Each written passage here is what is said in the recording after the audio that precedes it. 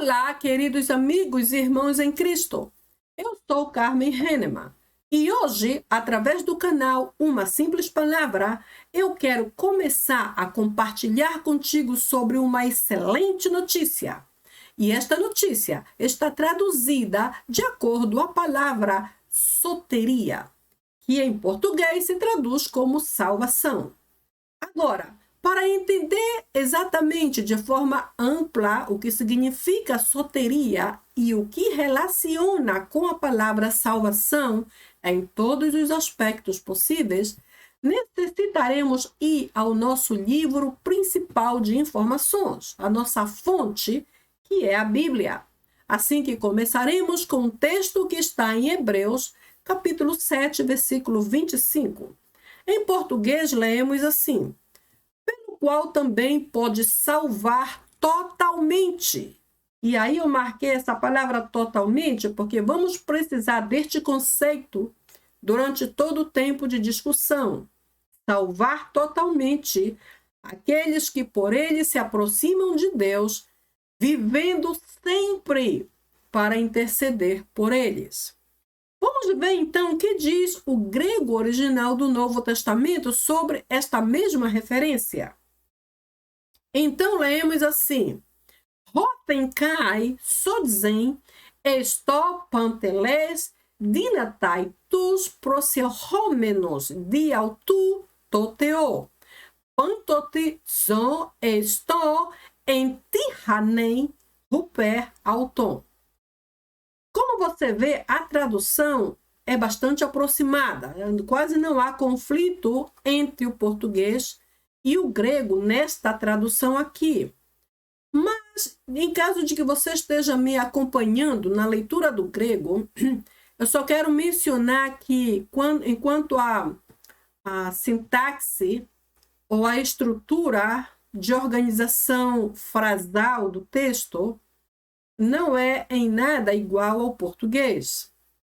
Para ler o grego, leemos assim palavra por palavra como está. Porém, para traduzir, temos que buscar, como dizem alguns, catar as palavras exatas a fim de que se harmonizem com a tradução do português.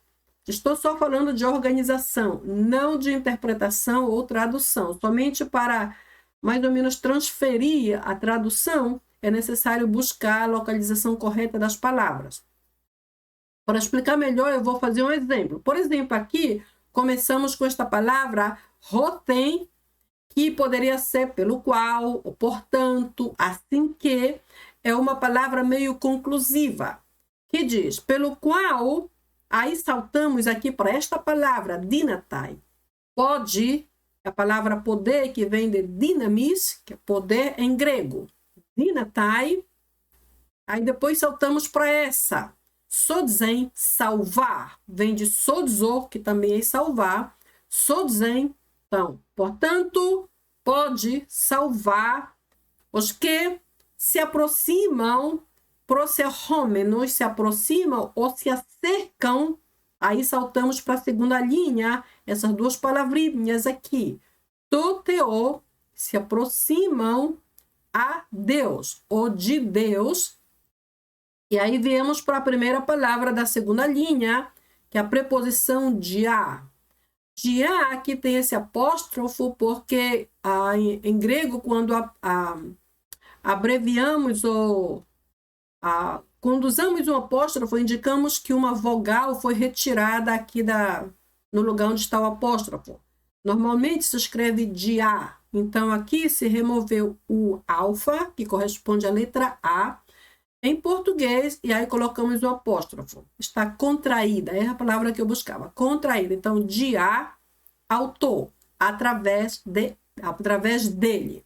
Certo? Então, se você vê, temos que ir buscando as palavras para dar um sentido igual ao português. Então, vivendo sempre para interceder por eles.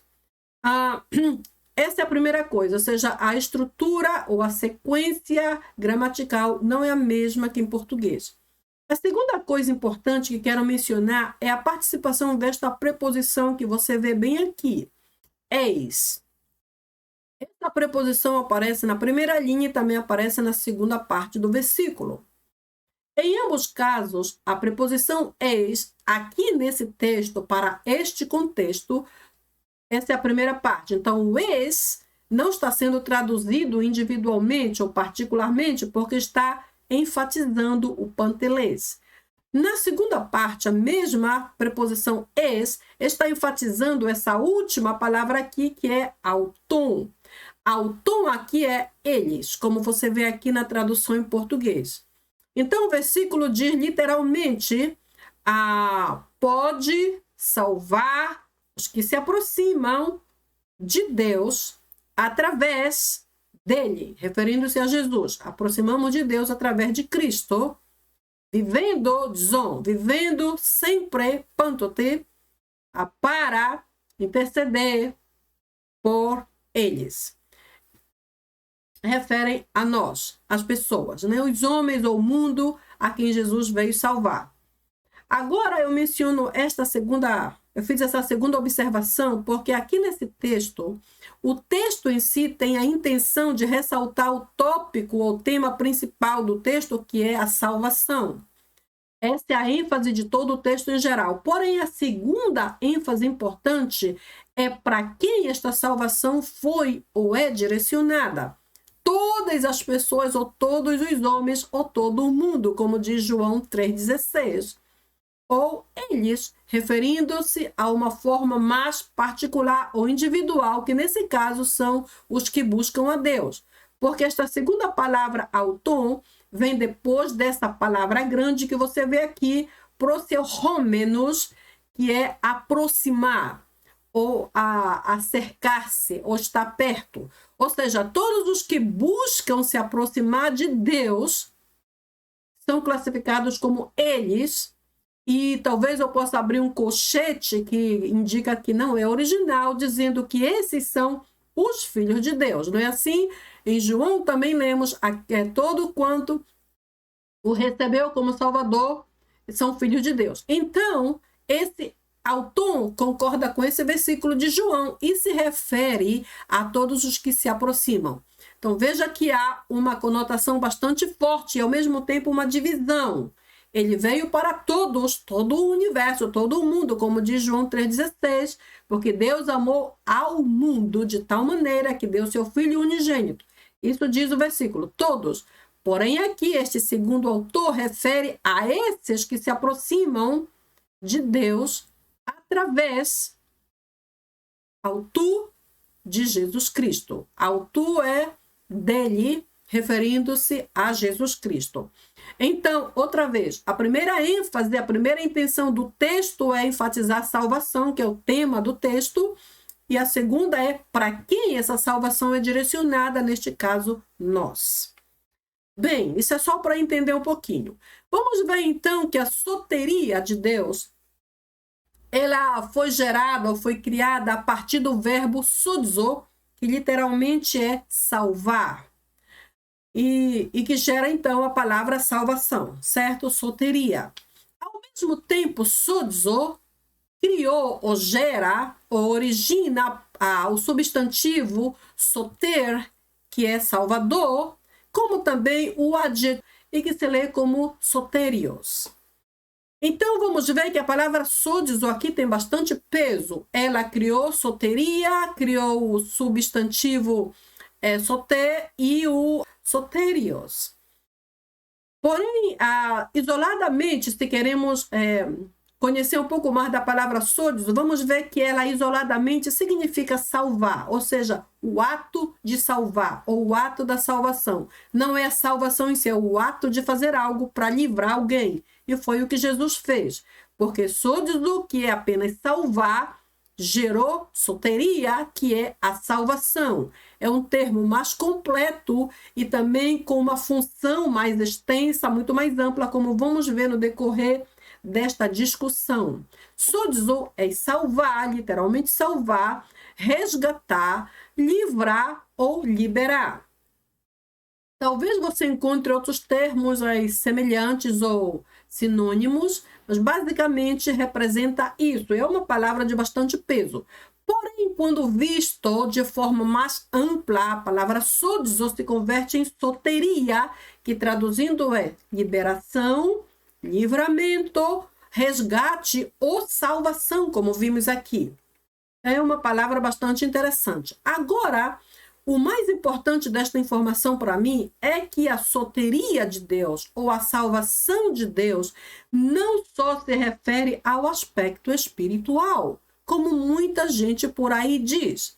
Muita gente diz que o Senhor só nos vai salvar na eternidade ou da condenação eterna. E não é bem assim.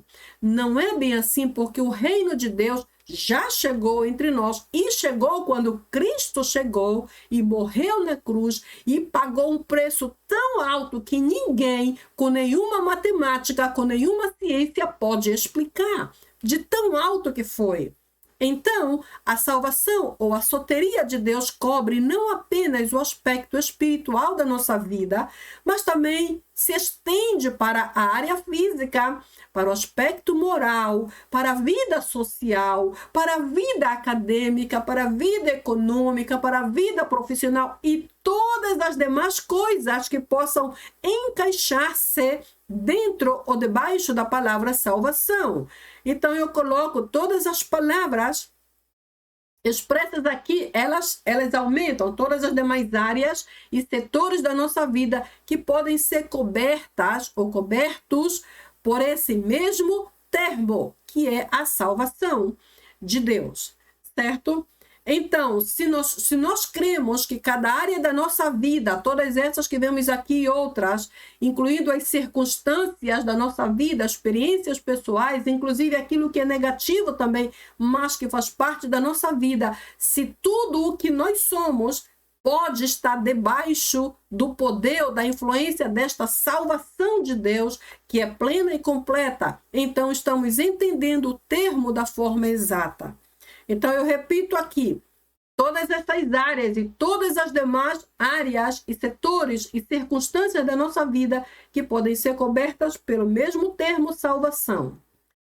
Por outro lado, esta palavra, devido à sua importância, pode ser encontrada mais ou menos 160, 162 vezes na Bíblia, se a buscarmos somente como salvação. Agora, se a buscarmos como, por exemplo, salvar, salvo, salva, salvador, resgate, resgatador, resgatar, livrar, livramento, livre, todas essas palavras individualmente, se juntas, se elas são reunidas todas juntas, possivelmente o nosso número ao final subirá a mais de 600 vezes, em que encontraremos referências à palavra salvação. Veja bem, quando eu digo referências, eu não estou dizendo que vamos encontrar a palavra salvação 600 vezes ou mais, mas somente encontraremos referências como resgatar, livrar, liberar, livramento, liberação, resgatador, tudo quanto se refere ao mesmo tópico. Será muito mais que 600, com certeza. Vamos ver, inclusive, que o hebraico do Antigo Testamento concorda com a definição grega do Novo Testamento. Porque aqui o verbo ou a raiz verbal para salvar é yesha. Yesha é salvar. E este termo verbal dá origem à palavra salvação, ao sinônimo, ao substantivo salvação, que neste caso é Yeshua. Muito interessante isso, certo? Então, a raiz Yesha gera a palavra original salvação, que é Yeshua. Agora, para mim, mais interessante é que no Novo Testamento, o nome de Jesus é Jesus, em grego. E o mais interessante ainda é que o nome Jesus se originou do hebraico Yeshua, que também é salvação. Ou seja, desde esse ponto de vista, vimos então que Jesus, que é Jesus, é a nossa salvação, como diz aqui o hebraico Yeshua, mas também se constituiu o nosso Salvador. Interessantíssimo para mim isso. O Salvador nos trouxe a salvação. A salvação se converteu em nosso Salvador. Tudo falando acerca do mesmo Jesus Cristo. Poderosíssima para mim essa informação. E essa comparação entre o hebraico e o grego me faz crer que ambos usam ou apresentam a mesma conotação, ou a mesma ênfase, ou dão a mesma importância ao termo salvação. Ambos falam ou se referem a salvar, livrar ou resgatar, certo? Então, não há conflito de interpretação entre o hebraico do Antigo Testamento e o grego do Novo Testamento. Então, essa informação para mim é bastante fundamental, principalmente para entender que Jesus, que é Jesus, e que ao mesmo tempo é o Yeshua, é absolutamente capaz de ser nosso Salvador. Ele jamais cometeu pecado, nunca cometeu nenhum erro, nem ainda de pensamento. Por isso, ele pode ajudar-nos e pode literalmente salvar-nos em toda e qualquer circunstância. Basta cercar-nos a ele. Vamos ver, então, que a salvação de Deus aqui é apresentada como boas novas. Na verdade, o evangelho é boas novas, certo? Então, a soteria de Deus, boas novas. Por quê? Primeiro, porque a soteria de Deus é oferecida a todos, sem exceção.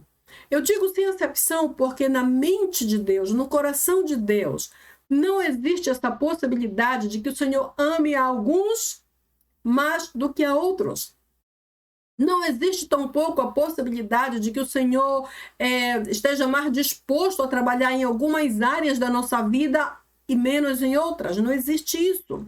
Não existe tampouco a ideia de que o Senhor começou a boa obra em nossas vidas e esqueceu de fazer o resto. Não existe isso. Assim que não há nenhum tipo de acepção na mente de Deus. Por isso, essa boa nova é, para mim, uma boa notícia. Ele me ama como ama os reis, como ama os príncipes, como ama os mais importantes do globo terrestre. O Senhor nos ama sem acepção.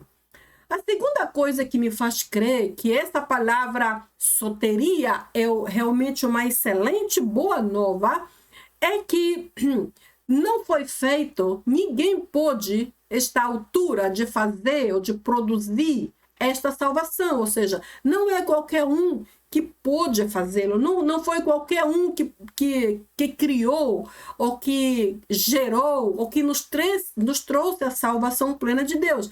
Esse teve que ser Jesus Cristo, aquele que nunca falhou, aquele que nunca pecou, certo?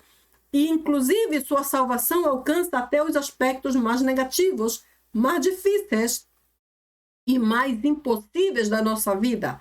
Tão poderoso é. Porque se fosse, por exemplo, se não fosse assim, se não fosse Jesus, teria que ter sido um homem, por exemplo.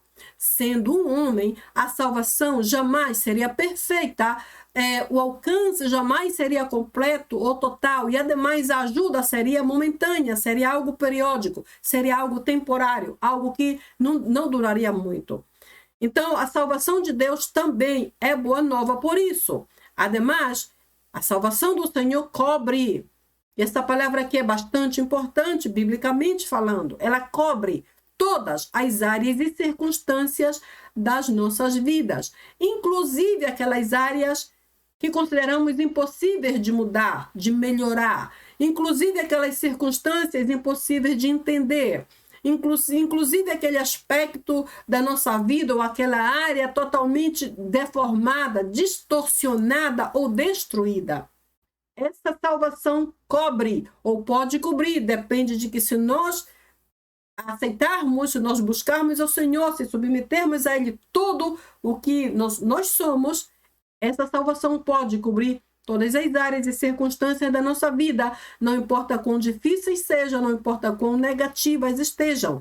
Inclusive, pode cobrir situações como todas as nossas aflições, pânico, desespero, dor e muito mais. Isso aqui é somente algumas ideias, eu coloco uma espécie de exemplo, somente exemplos, porque há muito mais coisas em nossas vidas que Deus deseja e anela profundamente ter sob a cobertura e proteção da sua salvação.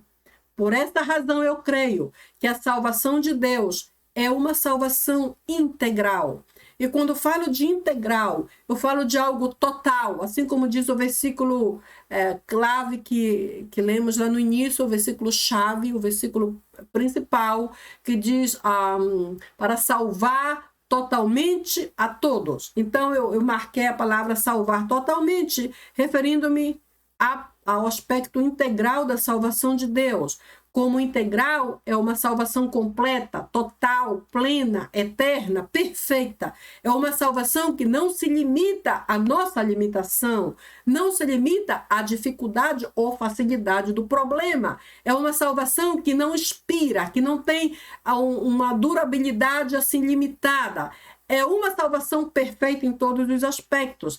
E o melhor de tudo, esta salvação de Deus que cobre ou que pode cobrir todas as áreas da nossa vida, está disposta a nós ainda hoje, inclusive neste exato momento. Agora eu pergunto a vocês, será que a salvação de Deus, será que a soteria de Deus nos salva somente do inferno? Eu pergunto isso porque existem muitas igrejas que ensinam que a salvação de Deus só nos livrará da condenação eterna. E que aqui é como se Deus está aí, mas está em algum lugar, ele não se importa muito. Isso não é verdade. A salvação de Deus, como já comentei antes, e agora vamos ver com alguns textos, ela é para esse mesmo tempo presente. E ela é para cada área, cada setor, cada aspecto da nossa vida, cada circunstância, cada situação pessoal, cada experiência negativa, cada caso impossível. A salvação de Deus é muito abrangente, cobre absolutamente tudo. Então, a minha resposta é não. Essa é a minha resposta pessoal. Eu não creio que a salvação de Deus só se refere ao inferno, só a vida futura, a condenação eterna que ainda vai vir no futuro. Porque se fosse assim, então seria uma salvação muito limitada. Só se preocupa com uma área da nossa vida. E o resto da nossa vida, o Senhor nos abandonou aí sem salvação. Isto não existe. A salvação de Deus não pode ser relacionada somente com a nossa vida espiritual ou com a nossa vida de eternidade futura. Não é assim. Agora vamos ver então. Não é referente só ao inferno, porque eu creio que ademais, além de livrar-nos da condenação eterna, a salvação de Deus também nos livra de sofrer sob o peso das nossas experiências pessoais. Então, aqui eu quero explicar um pouco o que estou tratando de dizer. Eu não estou mencionando que nós não passaremos problemas. Não estou mencionando que não passaremos aflições. Não estou dizendo que não passaremos situações negativas. Nunca disse isso, jamais vou pensar assim. Mas eu só me refiro ao peso que algumas circunstâncias pessoais nos trazem. Às vezes, situações que surgem por causa dos nossos próprios erros. Outras por causa da nossa ignorância. Não sabíamos, ignorávamos tal coisa e cometemos um erro inconscientemente, porque não sabíamos. Então, o caso é que, de uma ou de outra forma, sempre há um peso trazido pelas próprias circunstâncias. E a salvação de Deus também nos livra desse peso, porque não é desejo de Deus que andemos cativos, certo? Presos, atados. O que é estar cativo? Cativo é estar preso em correntes, em cadeias, preso dentro de um lugar com uma porta bem trancada, ou preso dentro de um buraco assim muito profundo, uma cova, um abismo, onde ninguém mais está, onde tudo é escuro, tudo é feio, tudo é assustador, tudo é opressor. O Senhor não nos quer ver assim, cativos de nada. Por isso a salvação dele existe em todos os idiomas, para todas as culturas, para todas as raças, povos e línguas, em todo o tempo, a tempo e fora de tempo, como a própria Bíblia menciona. É só buscar ao Senhor com todo o nosso coração, lançar sobre ele nossa ansiedade, como diz a Bíblia em 1 Pedro 5,7, mas junto com essas ansiedades também nossas preocupações, nossa culpabilidade, nossos erros. E deixar que ele quebre essa catividade e nos faça livres. Então, a partir daqui, eu creio, irmãos, que mesmo com problemas podemos viver em paz. Mesmo com dívidas, por exemplo, podemos dormir tranquilos. Mesmo com algum tipo de enfermidade, podemos estar bem, porque a nossa esperança não está em nós, a nossa esperança está neste que nos salva e rompe a nossa catividade. Então, que pode nos tornar cativos? Eu trouxe alguns exemplos. Por exemplo, as dívidas, as enfermidades, as perdas, o medo, as dúvidas, insegurança, traumas, falta de perdão, autocondenação, culpabilidade, aflições e até mesmo morte. Todas essas coisas aqui são bem comuns, certo? Por exemplo, aqui dizer, por exemplo, da falta do perdão. É um ponto bastante forte em muitos de nós.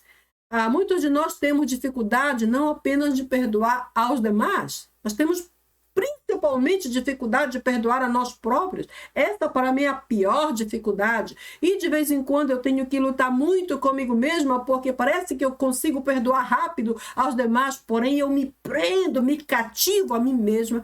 Isso não é bom. Quando isso acontece comigo, por exemplo, é que eu estou esquecendo que a salvação de Deus pode romper esta catividade. E mesmo que eu não seja perfeita, mesmo com todas as minhas montanhas de falhas, eu posso ter paz. Porque tudo que não é bom em mim, tudo que é pesado, eu posso lançar para Deus e estar protegida sob a influência e o poder da sua salvação. A autocondenação é algo parecido àquele que não consegue se perdoar, se condena facilmente. A culpabilidade também anda junto, e aí tudo mais aqui. Agora, menciono essa pequena lista como exemplo, só para repetir, que não importa em que circunstância tu estejas, não importa qual seja o teu estado espiritual agora. Eu digo não importa, não que não seja importante, mas eu digo não importa com relação à dimensão do poder da salvação do Senhor. Ou seja, não é importante o grau do meu problema, porque a salvação de Deus é muito maior e pode ajudar-me, pode socorrer-me em tempo oportuno, como diz a sua palavra. Então, se você vai vendo aqui cada um desses, talvez você se identifique com um, como eu me identifico, ou talvez outros que eu não menciono aqui. Eu só sei que um ou outro que existe em nossa vida todos esses aqui podem estar sob o efeito, a experiência, a eficácia, o poder, a influência da salvação do Senhor, e não apenas porque não apenas se refere ao inferno. Como salvação integral, repito, este efeito, esta influência cobre todo o pesar que as dívidas nos trazem, as enfermidades, a culpa, a autocondenação, o medo, as dúvidas, a insegurança, a tristeza, a morte, a amargura, a falta de perdão e tudo mais. Então, tudo isso e muito mais podem, se tu aceitares, se tu buscares ao Senhor, se confiares nele, que realmente ele pode ajudar, podem estar debaixo da influência desta salvação. Porque sabe que, irmãos, a salvação de Deus é como uma grande sombrinha. Veja essa sombrinha aqui, muito bonita, né? Então, a salvação de Deus, isto é só uma ilustração. A salvação, a sombrinha é uma coisa muito limitada, certamente, mas comparando com algo que pode estar embaixo, eu trouxe aqui esse exemplo. A sombrinha se abre em todas as direções, sem controlar, sem escolher ou sem medir a que dimensão se estende, certo? Então, tudo isso que passamos e muito mais, podemos esconder aqui embaixo da sombrinha da salvação do nosso Deus. Porque sendo salvação integral, trata não apenas com a nossa área espiritual, não só nos livra do inferno, mas também da amargura, das preocupações das dívidas, da enfermidade do nosso corpo. E ainda que tenhamos que passar por coisas como essas, repito, é possível ter paz no nosso coração. Você já viu, por exemplo, a pessoas que perderam alguém. Agora, nessa época, por exemplo, muita gente faleceu. A morte chegou à casa de muita gente. E muitas dessas pessoas não perderam a paz. Muitas dessas famílias não saíram por aí amaldiçoando a Deus. Muita gente não saiu por aí dizendo, eu vou abandonar minha fé. Não, eles guardaram a paz. Eles conservaram a paz. Por quê? Porque a vida deles depende não desse estado de morte, a vida deles depende da influência e do poder magnificente desta salvação integral do Senhor, que cobre todas essas circunstâncias e muito mais, inclusive aquelas que eu não conheço, nem em mim mesma. Então, a salvação de Deus é uma salvação integral, que cobre tudo absolutamente em todos os aspectos. Esse gráfico aqui me traz uma outra visão da mesma palavra. Soteria, salvação, é o que deve estar no centro, certo? A soteria de Deus deve estar aqui no centro. Não importa quanta adversidade esteja ao teu arredor. Por exemplo, aqui vemos quantas coisas negativas, a incredulidade, o ódio, a condenação, a amargura, o medo, por exemplo, as perdas, a própria morte, tantos pecados, tantas falhas que temos, o desespero que às vezes nos ameaça roubar nossa tranquilidade. Tudo isso aqui ao redor é negativo. Porém, se a salvação de Deus, se a soteria de Deus está no centro, não nos abateremos, não desmaiaremos, não morreremos. O que faremos é tomar todo este peso, toda esta carga, toda esta negatividade, tudo isso e lançaremos aos pés do nosso Salvador, aquele que pode controlar situações, que pode modificá-las e, ademais, pode ajudar-nos a manter a nossa paz enquanto passamos por esse caminho difícil das tribulações. É o que creio. Com tudo isso, eu não estou dizendo, veja bem, não estou dizendo em nenhum momento que não teremos problemas. Nunca disse isso e nunca crerei dessa forma. É tudo o oposto. Vamos ter, porém, em outro nível. Porque há alguém muito maior que nós e nossas circunstâncias. Então, não significa que não teremos problemas. Vamos ver aqui alguns textos que provam que sim, temos problemas. Em João, por exemplo, eu estava trabalhando com espanhol e esqueci de traduzir aqui Juan, mas é João. Então, João 16:33 nos diz o quê? No mundo tereis aflições, mas tendes bom ânimo porque venci o mundo. Não é assim que Jesus diz. Então, a declaração inicial é: no mundo tereis aflições. Vocês têm aflições, vocês terão problemas. Ou seja, o Senhor não nos enganou. Tereis aflições, mas a segunda parte nos traz a boa resposta. Porém, tenham bom ânimo. E o ânimo significa permanecer firme, perseverar, continuar avançando, avançar, continuar crendo, continuar buscando e esperando o bom resultado, certo? Então, tem de bom ânimo porque eu venci o mundo. Ou seja, esse texto nos mostra que sim, teremos aflições. Isaías 43 nos diz: quando passares pelas águas, coloquei eu grande, referindo-se ao Senhor, eu serei contigo. Quando pelos rios, eles não te submergirão. Quando passares pelo fogo, não te queimarás, nem a chama arderá em ti.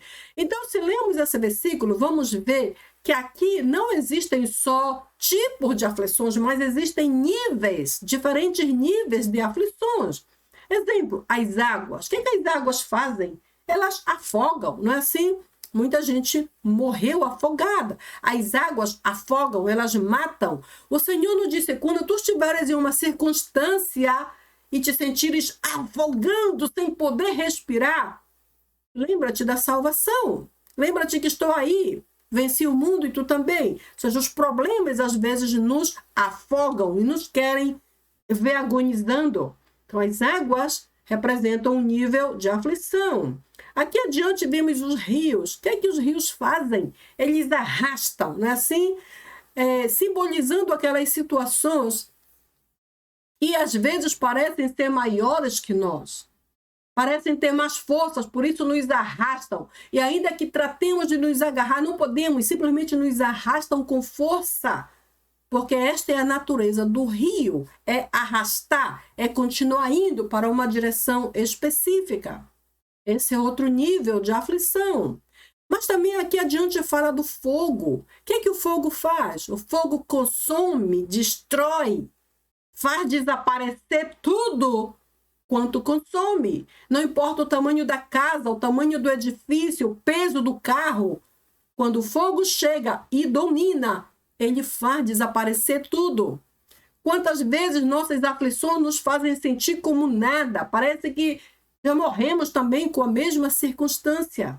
O Senhor disse, quando passares por situações assim, lembre-se que a minha salvação é também para esse momento. Está estendida para ti. Tu podes lançar mãos dela e tu podes levantar-te vivo e ainda com novas forças do lugar onde tu estás. E afinal diz, nem a chama arderá em ti. O ardor é aquilo que queima, que fica incomodando, que fica consumindo aos poucos, como por exemplo o ciúme, a inveja, o ódio no coração vai consumindo, assim como se for um inseto venenoso que vai comendo lentamente, não para de comer e nem come tudo de uma vez, fica ali incomodando. O Senhor disse, quando tiverem situações assim, por exemplo, de ódio, e não puderes perdoar, corre aos pés do Senhor, porque a salvação dele também alcança essa área e pode te ajudar. Também vimos aqui Daniel, no capítulo 6, como Daniel passou aquela grande provação na cova dos leões. Você pode imaginar como foi aquilo? Daniel, eu imagino que Daniel não era gordo, né? Porque aquela gente daquela época jejuava bastante, e mais um homem como Daniel, muito consagrado. Eu imagino que ele era meio magrinho, meio leve, e os leões imensos, como uns monstros assim grandes e pesados, e com muita fome.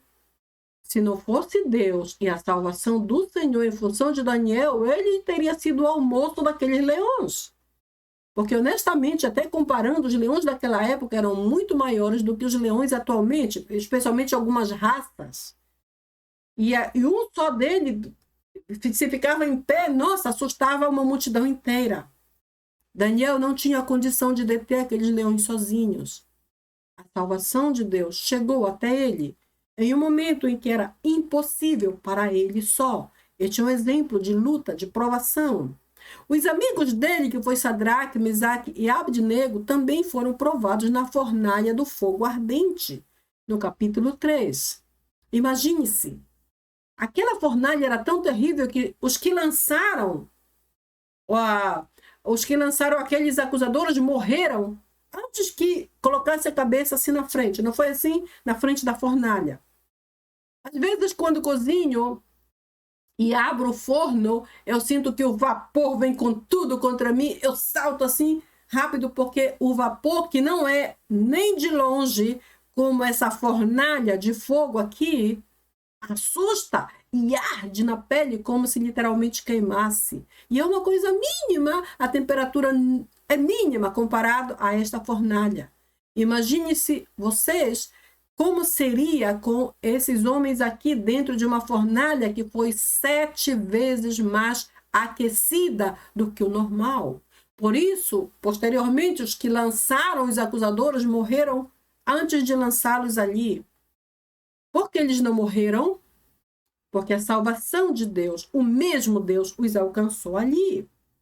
Vimos também que os discípulos, apóstolos de Cristo e muitos os seguidores de Cristo passaram grandes lutas e pagaram grandes preços, porque passaram aflições.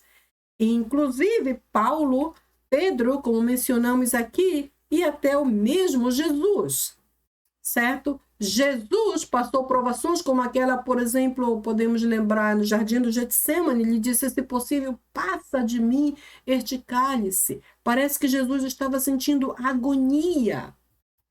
E a crucificação, que imagino que não foi nada fácil. Situações que só Deus e a salvação do Senhor sobre nós, como um poderoso escudo, como uma poderosa proteção, nos pode ajudar. Então, esses textos nos mostram que sim, passaremos provações, passaremos problemas e aflições. Porém, Deus nos salva de todas elas. Aqui está a diferença. E uma confirmação está em Mateus, capítulo 11, 28. Vinde a mim todos os que estáis cansados. Ou seja, podemos estar cansados, estressados, angustiados, preocupados, aflitos, aborrecidos. Podemos estar frustrados e tudo isso. A continuação do versículo diz: e eu os farei descansar. O Senhor muda a nossa situação, muda a nossa sorte. Depende de depender dele. O versículo de 1 Pedro 5,7, lançando sobre ele toda a vossa ansiedade. Ansiedade não é nada bom. De repente, alguma vez eu troco essa palavra por lançando sobre ele toda a minha preocupação, lançando sobre ele todo o meu aborrecimento, lançando sobre ele todo o meu estresse. Ou seja, são coisas que se aplicam aqui a esta palavra ansiedade, porque esse texto deixa claro que é possível passar por esse tipo de aflição. Aqui lemos em Mateus 28, estou contigo todos os dias até o fim, todos os dias da tua vida até o fim. Então, por que o Senhor estaria até o fim? Para alcançar-nos em nossos momentos difíceis. Não é assim? Falando sério, se nós passamos por problemas tão difíceis e não buscamos ao Senhor, morremos. Mas como o Senhor não quer que morramos como aquele que não conhece a Deus, que não depende dele, então ele oferece ajuda com antecedência. Estou contigo, eu já estou aqui, eu já cheguei, eu já estou te esperando. Até o fim das tuas forças, até o fim da tua esperança, caso ela venha acabar, aqui continuarei contigo, porque em mim, eu creio que assim nos diz Deus, sempre há uma nova esperança e uma nova oportunidade. Em Isaías 46, lemos assim, eu mesmo, isso aqui é o Senhor falando, os salvarei. E aqui não está especificado, você pode ler esse texto depois, um pouquinho grande, então diz, eu os salvarei. Eu tomo essa palavra de forma bastante geral para mim, o Senhor me salvará e ponto. Eu só tenho que crer. Me salvará dos meus próprios temores, me salvará das dúvidas, ele me salvará, ele pode fazê-lo. Em Romanos 8,37, em Cristo somos mais que vencedores. Essa é a forma com que Deus nos vê. A visão de Deus para nós é apenas uma. Ele nos vê como vencedores, como vitoriosos. Mais que vencedores, mais que vitoriosos. O Senhor nunca nos vê como derrotados. Por isso, não podemos ser derrotados. Ele não espera que sejamos pessoas destruídas. Por isso, não podemos deixar que as circunstâncias nos destruam. Em Cristo somos mais que vencedores. E minha decisão de buscá-lo e estar debaixo da sua poderosa salvação tem que ser o meu escape, sempre. Também vemos em Isaías 53, e por suas pisaduras fomos sarados. Ou seja, aqui falando de enfermidade. Né? Vamos tomar enfermidade física, por exemplo. Estou certa que cada um de vocês já passou algum problema físico na vida alguma vez? Eu já passei por vários. E todas as vezes tive que depender de Deus. Ainda que indo ao médico, ainda que tomando medicamentos, ainda que fazendo a minha parte em descansar e não me preocupar, mesmo assim eu tive que depender de Deus. Porque ele é a fonte da nossa sanidade, da nossa cura, do nosso bem-estar. E lá na cruz do Calvário, o Senhor Jesus morreu pagando um altíssimo preço que eu jamais serei capaz de calcular de tão alto que foi.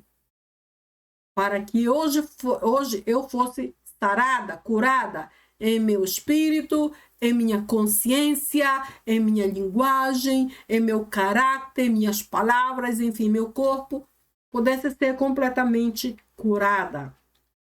Vimos também em Naum 1,13, agora, pois, quebrarei o jugo que está sobre o teu pescoço e romperei tuas cadeias. Esse versículo é poderosíssimo.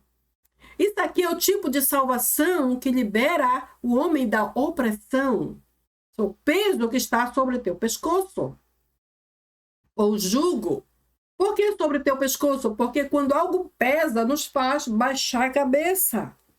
E quem baixa a cabeça geralmente é o derrotado, não é assim? Quando nós temos convicção de que Deus está conosco e sua salvação está à nossa disposição, não baixamos a cabeça, não baixamos a guarda, como dizem alguns, não atiramos a toalha, como dizem outros. Ao contrário, deixamos a nossa fé passar adiante e o nosso problema para trás. E aí fixamos os nossos olhos naquele que é o autor e consumador da nossa fé. Então, se eu não creio em Deus, eu morro. Então, eu não quero morrer. Então, prefiro e tenho que crer. Neste caso, o Senhor quebra o jugo do nosso pescoço, aquilo que nos faz baixar a cabeça e olhar para o chão e não mais para o alto. Deus não se agrada disso. Por isso, Ele quebra o jugo do nosso pescoço e rompe nossas cadeias. As cadeias, às vezes, se referem àquelas coisas do passado, aquela coisa que eu não pude perdoar, aquela pessoa que eu não pude perdoar, aquela situação que eu não pude esquecer. O Senhor vê essas cadeias e quando as cadeias se amontoam, se acumulam, elas pesam e não nos deixam andar normalmente, não nos deixam correr, não nos deixam ser livres, não nos deixam levantar as mãos para adorar o Senhor porque estamos atados por essas cadeias. Não deixa nossa mente aprender nada porque está cheia de coisas do passado. Não deixa nossa linguagem abençoar ninguém. Não podemos sequer fazer a obra de Deus às vezes porque nossa boca está cheia de palavras de maldições, palavras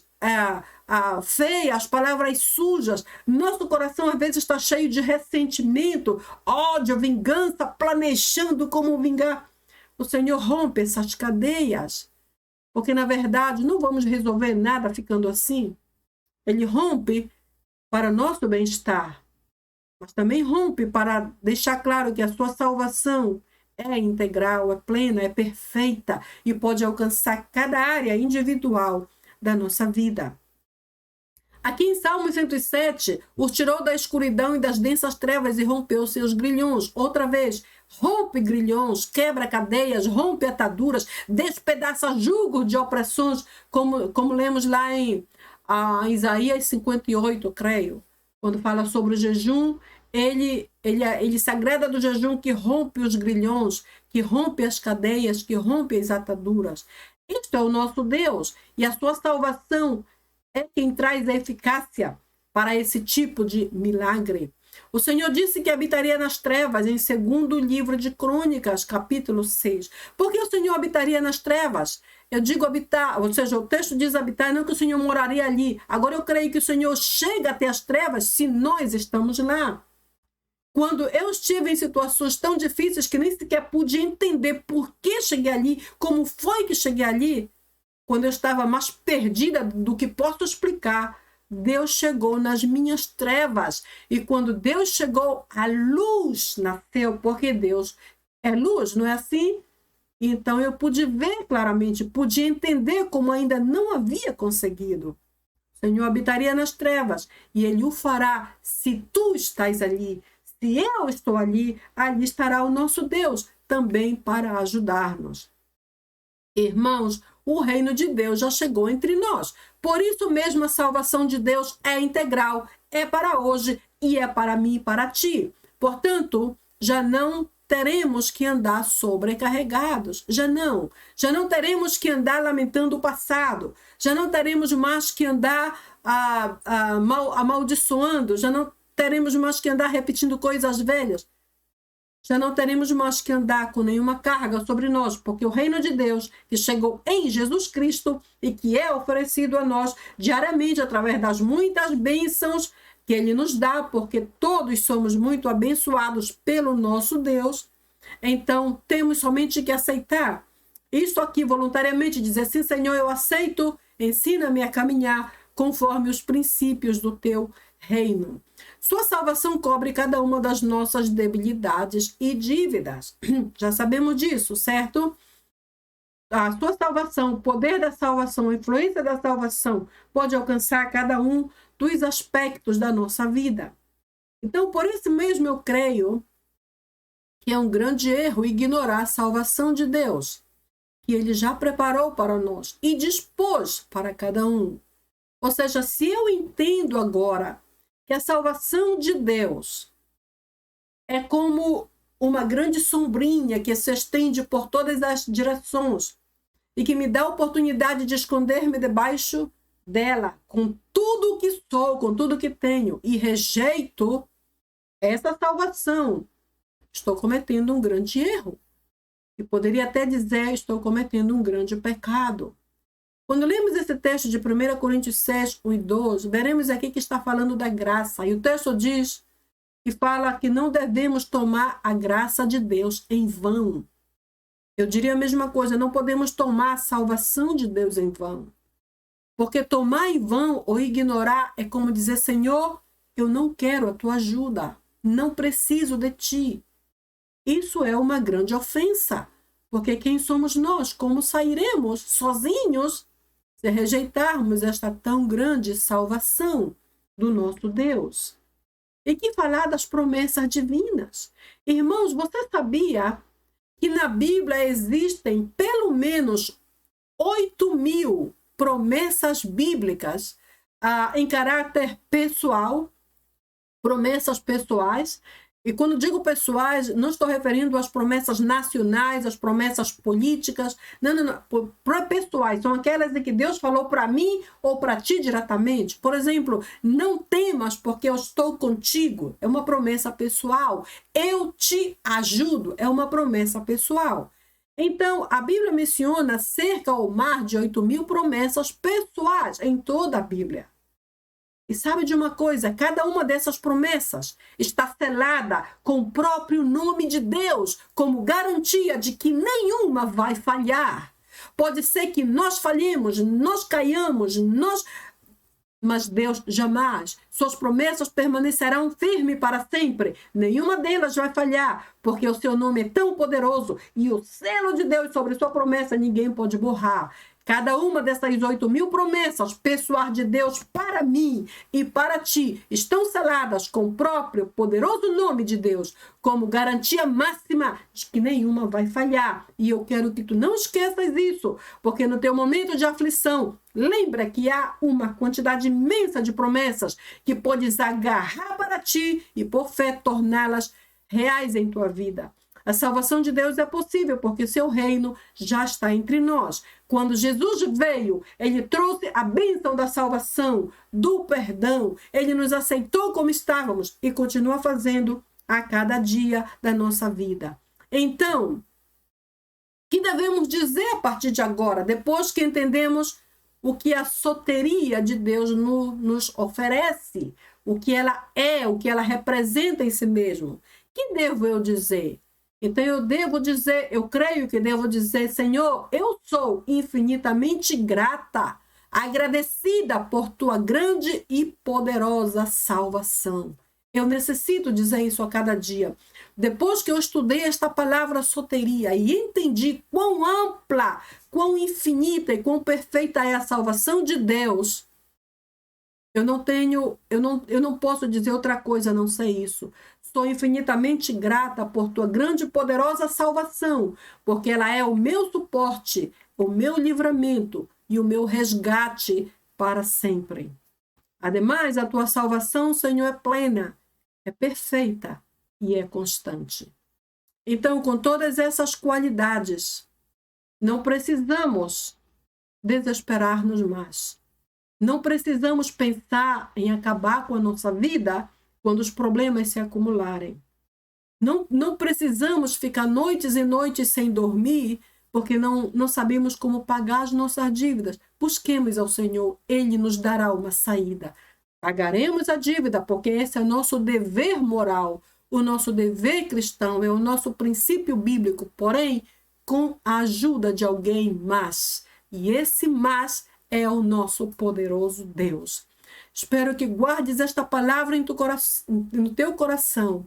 E não importando em que situação estás hoje, em que nível de vida te encontras, ou como foi o teu passado, ou o que acusa ou incomoda a tua consciência, saiba que esta salvação de Deus aqui é muito mais poderosa que qualquer uma das nossas falhas, deformidades, imperfeições ou qualquer outra coisa negativa que haja em nós. Bem, se tu estiveres comigo até agora, eu te convido a que te inscrevas, que faças a tua inscrição no nosso canal. Deixe-nos o teu gostei ou o teu like, só para dar-me a ideia de que entendestes, aprendestes ou gostastes do que estudastes hoje junto comigo. Também gostaria que, se possível, você compartilhe esse vídeo com alguém mais e o abençoe através da mesma palavra.